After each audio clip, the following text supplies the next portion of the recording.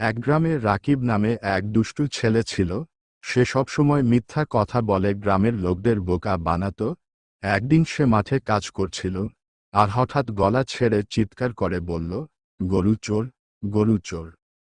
গ্রামের লোকেরা দৌড়ে এসে দেখে কোনো গরু চোর নেই। সবাই রাগ করে বলল, তুমি মিথ্যে বলেছ, আমাদের সময় নষ্ট করেছ। রাকিব হাসতে হাসতে বলল, মজা করেছি। কিছুদিন পর সত্যি সত্যি একদিন একজন গরু চোর রাকিবের গরু চুরি করে নিয়ে যাচ্ছিল।